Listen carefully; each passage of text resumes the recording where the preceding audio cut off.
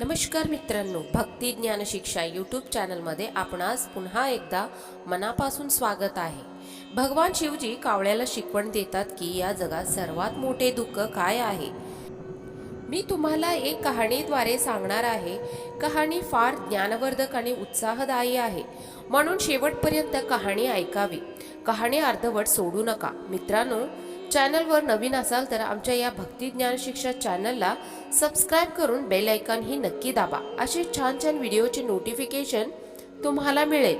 आणि कॉमेंट बॉक्समध्ये ओम नमः शिवाय लिहायला विसरू नका. चला तर कहाणीला सुरुवात करूया. एके दिवशीची कहाणी आहे. कावळ्याच्या मनात सारखं एक प्रश्न येत होता. ते प्रश्नाचे उत्तर मिळवण्यासाठी तो शिवजीकडे जातो. शंकरजी कावळ्याला खुशाली विचारतात आणि अचानक येण्याचे कारण विचारतात. कावळा म्हणतो, महादेव, मी खुशाल आहे, पण मी ज्या ठिकाणी राहतो तिथे सर्व जनता सुखी पण आहे, दुखी पण आहे.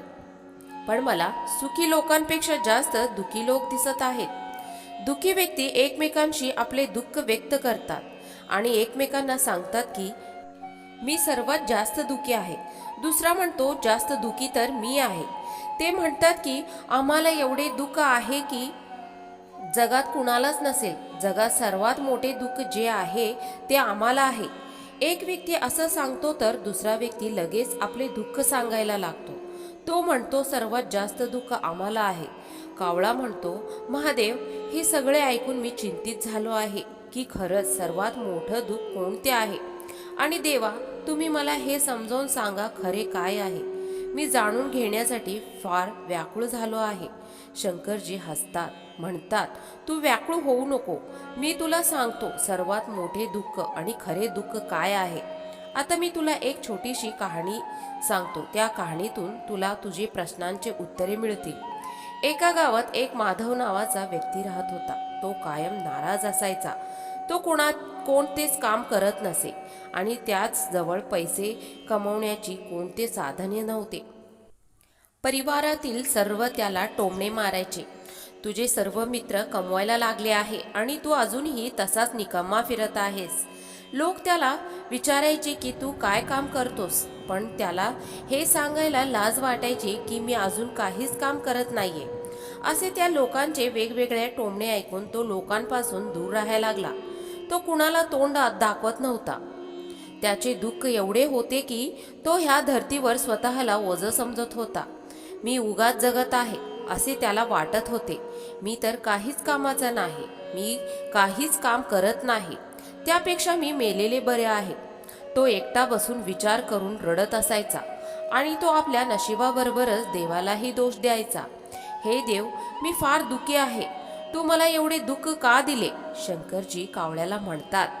एके दिवशी त्याने एक गुरुला बघितले. ते दुःखावर प्रवचन देत होते. ते म्हणत होते, दुःख हे एक गुरुप्रमाणे असते. ते आपल्याला जगण्याचे मार्ग दाखवतात. आपण दुःखी जीवन जगत रडत बसू नाही, तर दुःखरूप गुरुपासून जीवन कसे जगायचे ते शिकू. त्या व्यक्तीने त्या गुरुला सांगितले की गुरुजी, दुःख काही शिकून जात नाही, उलट वेदना देऊन जाते. दुःखाची वेदना फार त्रासदायक असते. त्याच्यासमोर मृत्यूसुद्धा लहान वाटू लागतो. माधवचे बोलणे ऐकून गुरु म्हणाले, तुझे दुःख काय आहे ते मला सांग. माधवने आपली सर्व कहाणी गुरुला सांगितले आणि म्हणाला, या गोष्टीचे काही समाधान तुमच्याजवळ आहे का. त्यावर गुरु हसून म्हणाले, ज्या वेळेस तुझे जीवनात खरे दुःख येईल तेव्हा तू माझ्याजवळ ये. मी तुझे समाधान अवश्य करेन. हे सांगून गुरु तिथून निघून जातात. माधव विचार करू लागला, माझे दुःख खरे नाही का. मी जे सहन करत आहे ते दुःख नाही का. माझे दुःख कुणाला का कळत नाही. परिवारातील समजत नाही तर ते गुरु काय समजणार. आपल्या दुःखाला कंटाळून माधव एक निर्णय घेतला. मी काहीतरी करूनच दाखवेन. त्यांनी पैसे कमवण्यासाठी एक छोटासा व्यापार सुरू केला. त्याला व्यापारात यश मिळत नव्हते, पण त्याचे परिवारातील सर्वजण आनंदी होते. कारण त्यांना वाटत होतं की निदान तो काहीतरी करायचा प्रयत्न तरी करत आहे. थोड्या दिवसात त्याचा व्यापार चांगला चालू लागला आणि अवघ्या 2 वर्षातच मोठा व्यापारी बनला. आता माधवच्या आजूबाजूचे लोक त्याच्या कामाचे कौतुक करू लागले. त्याचे आई वडील त्याचा कौतुक करता करता थकत नव्हते की त्यांचा मुलगा कमी वेळात एवढा मोठा यश मिळून एवढा मोठा व्यापारी झाला. त्याचे मित्र वाढू लागले. तो सुखी आणि आनंदी राहू लागला. त्याच्या काही मित्रांनी त्याला सुचवले, हा छोटासा व्यापार करून तू एवढा मोठा खुश आहेस तर तू विचार कर, तू जर या नगरात सर्वात मोठा व्यापारी झाला तर तुझ्याजवळ काहीच कमी राहणार नाही. पैसा, धन, संपत्ती तसेच किती मित्र राहतील. स्वतः राजा तुझ्या पुढे कौतुक करेल आणि वेळ आल्यावर तुझ्याकडून पैसे उधार घेईल. मित्रांनो, ही गोष्ट त्याच्या मनात बसली आणि तो अधिक व्यापार वाढवण्यासाठी प्रयत्न करायला लागला. आणि हे सगळं त्याला लवकरच हवे होते. त्याने सगळ्या गोष्टीची खूप घाई केली आणि खूप जास्त पैसे उधार घेतले. जास्त पैसे कमवण्यात त्याने आपले नाव खराब करून घेतले. जसे त्याने मित्र सांगायचे तो तसंच करायचा. दुसऱ्या व्यापाऱ्यांच्या विरोधात तो कावेदावे करू लागला. त्याच्या जीवनात असलेली शांतता आता संपली होती. त्याची रात्रीची झोप गायब झाली होती. सर्व सुखसोयी असून सुद्धा समाधानी नव्हता. एके दिवशी माधव आपल्या रथात बसून रस्त्याने जात होता. त्याला रस्त्यात गुरुजीचे आश्रम दिसले. माधव गुरुजवळ पोहोचला आणि म्हणाला, गुरुदेव, तुम्ही म्हणाले होते तुझ्या जीवनात खरे दुःख येईल तेव्हा तू माझ्याजवळ ये. माझ्या जीवनात खूप दुःख आहे. मला रात्री झोप लागत नाही. माधवने सर्व हकीकत सांगितली. गुरु म्हणाले, जेव्हा तू पहिल्यांदा भेटायला आला होता तेव्हा पण तुला काहीतरी दुःख होते. त्या दुःखातून तू काय शिकला? तर माधव म्हणाला, गुरुदेव, मी हे शिकलो की फक्त बोलून काही होत नाही, त्यासाठी कर्म करावी लागतात. म्हणजेच जे विचार आपण करतो ते काम आचरणात आणावे लागते. आणि फक्त कर्म करून काही होत नाही, तर त्या कामाला शेवटपर्यंत करत राहावे लागते. मग कितीही कष्ट येवो किंवा कितीही निराश येवो, कधीतरी आपल्याला असे वाटेल की आता माझ्याने काही होत नाही, तरीही सतत ते काम करत राहावे. कधीतरी सफलता आपल्या हाती लागते असा विचार करत ते कर्म करत राहावे. या जगात यशस्वी व्यक्तीला कुणीही मान देत नाही, तर माणूस कितीही चांगला असला तरी त्याला निकम्मे समजले जाते, धर्तीवर ओझं मानले जाते. गुरु हसले आणि म्हणाले, जेव्हा तुझ्यावर खरे दुःख येईल तेव्हा माझ्याकडे ये, मी तुझे समाधान नक्की करेन. मित्रांनो, माधवने गुरुला सोन्याने भरलेले एक हंडा दिला. ते हंडा बघून गुरुजी म्हणाले, ह्या हंड्याला झाडाखाली खड्डे करून तिथे बुजून दे. हे माझे काहीच कामाचे नाही. माधव अगदी तसेच केला आणि तो माधव तिथून निघून गेला. हळूहळू माधवला व्यापारात नुकसान होऊ लागले. मित्रांनो, त्याच्या जवळचे धनसंपत्ती कमी होऊ लागली आणि एक वेळ अशी आली की त्यावर अपार कर्ज झाले. पण त्याला चिंता नव्हती, कारण त्यांनी कर्ज मित्रांकडून घेतले होते. त्याला वाटले की मित्र त्याच्या वाईट काळात त्याची मदत करतील, त्याला एकटे सोडणार नाही. मात्र ते असे काही झाले नाही. सर्वात आधी मित्रांनी त्याच्याजवळ पैसे मागायला सुरुवात केली. नाही दिल्यास जीवे मारण्याची धमकी सुद्धा देऊ लागले. त्याचे शुभचिंतक तसेच त्याचे मित्र त्याच्यापासून दूर व्हायला लागले. त्याचे परिवारातले त्याचे चुका काढू लागले. त्याची सर्व संपत्ती विकली गेली. त्याच्याजवळ काहीच उरले नाही. त्यांनी वडिलांजवळ मदत मागितली.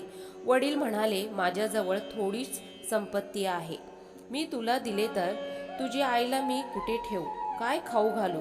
तिच्या सर्व गरजा कसे भागू? त्याच्या जीवनात खूप मोठे दुःख आले होते.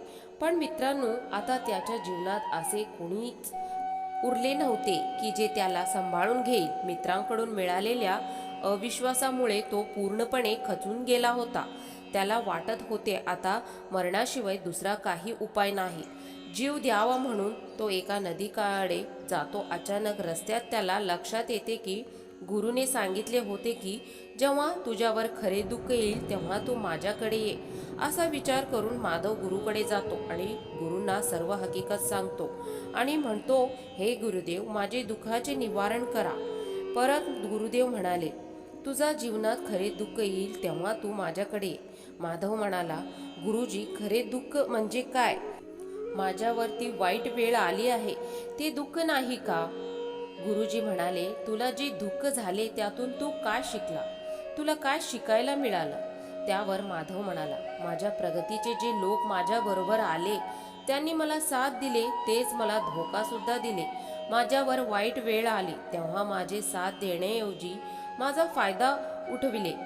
भरोसा त्याच व्यक्तीवर करायला हवे जो खराब वेळात अपयशाच्या काळात आपल्याला बरोबर उभा राहतो.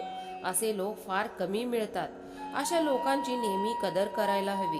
कधी लालच करू नये, कुणाचा विरोधात षड्यंत्र करू नये. इमानदारी आणि धैर्याने काम केले पाहिजे. माधवचे हे गोष्ट ऐकून गुरुजी झाडाखालच्या हंडा काढला आणि ते माधवला दिले. त्या सोन्याचे शिक्के भरलेले होते आणि म्हणाले, जेव्हा खरे दुःख येईल तेव्हा ये. माधवने गुरुजींना नमस्कार केला आणि तिथून निघून गेला. त्या सोन्याच्या शिक्क्यापासून परत छोटासा व्यापार त्यांनी सुरुवात केली. आता तो छोटासा व्यापारी असून तो फार आनंदात होता. इमानदारीने तो काम करत करत तो एक एवढा मोठा व्यापारी झाला की त्यासाठी त्याला खूप मोठा वेळ लागला, पण तो खूप आनंदी होता. मित्रांनो, तुम्ही कितीही चांगले आहात, दान पुण्य करतात, लोकांची मदत करतात, तरीही दुःख हे प्रत्येकाचे जीवनात येतेच. तसेच माधवचे जीवनात सुद्धा आले. मित्रांनो, एके दिवशी त्याच्या आई वडिलांचा मृत्यू होतो. दोघांना एकाच दिवशी देवाज्ञा होते. माधवला त्याचा मोठा आघात लागतो. ते त्यांना अंतिम संस्कारासाठी घेऊन गेला. तेव्हा त्यांनी आई वडिलांची चिता जळताना बघितली. तेव्हा त्याच्या मनात विचार येत होते. तो परत घरी आला आणि त्या आपल्या आई वडिलांची संपत्ती बघितली, ज्यासाठी ते नेहमी सगळ्यांशी भांडत असत. आज ती संपत्ती बिनवारस पडली आहे. त्यासाठी लढणारे निघून गेले होते. त्याचे वडिलांनी जमा करून ठेवलेले सगळे तसेच पडले होते. मृत्यूच्या एक दिवस आधी त्याचे वडील आपल्या संपत्तीसाठी कुणाशीही लढायला तयार होते, पण आज सर्व रिकामे झाले. तो फार बेचैन झाला होता. त्यावेळी त्याला एकटे वाटत होते, भीती वाटत होती, काहीतरी वेगळे वाटत होते, पण त्याला काही समजत नव्हते. म्हणून तो परत गुरुजवळ गेला.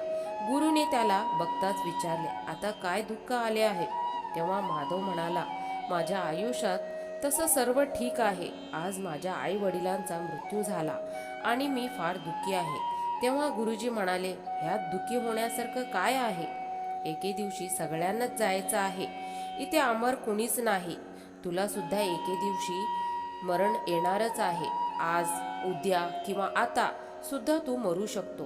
त्यावर माधव म्हणाला, गुरुजी, तुम्ही हे काय बोलत आहात? मी कसं मरेन? मी तर अजून तरुण आहे.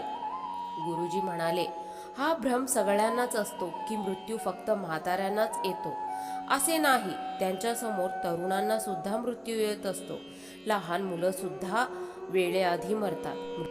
मृत्यूचे वयाशी काहीच घेणे देणे राहत नाही. गुरुच्या तोंडातून असे शब्द ऐकून माधव तिथून चुपचाप निघून जातो. त्याला अगदी एकटे वाटत होते. माधवच्या मनात सारखं एकच विचार चालू होतं, ते काय आहे, कसं आहे, कशासाठी आहे? आपण जन्माला का आलो इथे? फक्त वस्तूचा उपभोग घेऊन मरायचं आहे का? त्याला त्याचे प्रश्नाचे उत्तर मिळत नव्हते आणि त्याचे दुःख वाढत होते. काही दिवसातच तो गुरुकडे पोहोचला आणि गुरूंना सर्व हकीकत सांगितली. तेव्हा गुरु म्हणाले, आज तुझ्या जीवनात खरे दुःख आले आहे. हेच खरे आहे ज्याला आपण दुःख म्हणू शकतो. आपल्याला नाही माहीत की आपण काय करत आहोत, आपण काय आहोत, कसे आहोत आणि आपल्याला काय करायचं आहे. माधव म्हणाला, गुरुजी, माझ्या दुःखाचे समाधान करा. तेव्हा गुरुजी म्हणाले, सांग, आपण जीवनभर काय जमा करत असतो? तेव्हा माधव म्हणाला, धनसंपत्ती, मान, परिवार, मित्र, प्रतिष्ठान जमा करत असतो. गुरु म्हणाले, याच्यातून आपण काय बरोबर घेऊन जातो? माधव म्हणाला, नाही गुरुदेव, यातून काहीच आपल्याबरोबर जात नाही. माझ्या आई वडील सोबत पण काहीच गेले नाही, सगळे इथेच राहून गेले. गुरुजी म्हणाले, लक्ष दे, आपल्याला या जगात जे जमा करायचे आहे ते आपण जमा करतच नाही. सगळ्या गोष्टी आपल्याला दिसतात, पण त्या गोष्टी आपल्याला दिसत नाही. त्या आपल्याला जमा करायच्या आहे ते आहोत आपण स्वतः.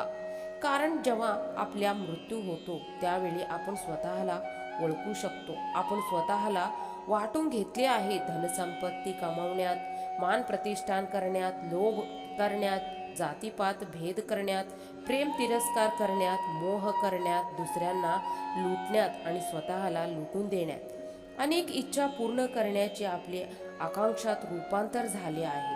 आपली सर्व ऊर्जा यातच खर्च होत आहे. आपल्याला स्वतःकडे बघायला वेळच नाही. मित्रांनो, खरे आहे वास्तविक आपण ज्याला दुःख म्हणून त्याचा प्रचार करत आहे आणि ज्याचे समाधान शोधत आहोत, पण त्याचे समाधान कधी मिळणारच नाही. कारण आपण ज्याला वास्तविक दुःख म्हणतो ते दुःख नाही, म्हणून त्याला दुःखाचे समाधान मिळत नाही.